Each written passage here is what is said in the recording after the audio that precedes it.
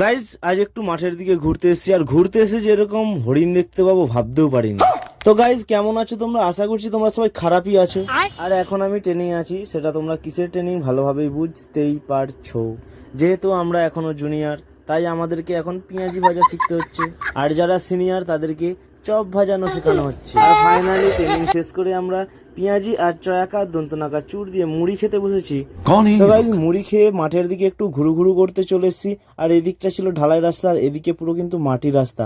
মাটির রাস্তার দুদিকে দেখো পুরো গাছ লাগানো রয়েছে, আর দুদিকে কিন্তু ধান চাষ রয়েছে। দেখো কত সুন্দর লাগছে পরিবেশটা। আর এই মাঠের ধারে রাস্তার পাশে কিন্তু একটা ছোট পুকুরও আছে, আর পরিবেশটাকে কিন্তু সত্যিই খুব অসাধারণ লাগছে দেখতে। তারপর একটু যাওয়ার পরেই দেখতে পেলাম কতগুলো হরিণ যেন ওখানে ঘোরাঘুরি করছে। আর এই দেখো গাইস, হরিণগুলো এখন পাতা খাচ্ছে। গ্রামের হরিণ তো, তাই এদেরকে একটু দেখতে কালোই লাগছে। লাইফ বয় সাবান মাখিয়ে দিলে ঠিক আগের মতোই হয়ে যায়। আর এতগুলো হরিণকে দেখে কিন্তু নিজেকে এখন সালমান খান মনে হচ্ছে। মাঠের দিক থেকে ঘুরে এসে চান টান করে পুরো ফ্রেশ হয়ে গেছে। তো গাইস আজকে আমাদের রাইস, চিলি চিকেন, মটন কষা, ইলিশ মাছ ভাজা, দই কাতলা এগুলো কিছুই হয়নি। আজকে আমাদের রান্না হয়েছে কচি গাছ পাঁঠার তরকারি, পুঁটি মাছ ভাজা, মুরলা মাছের টক। তারপর বিকেল হতেই মা এই ফলটা কেটে নিয়ে এলো। ফলটার নাম মাকে জিজ্ঞেস করতেই মা বললো এটা তরমুজ, কিন্তু আমার তো কোনো মুজ নেই। তারপর সেই তরমুজ না আমার মুজটাকে খেতে শুরু করলাম।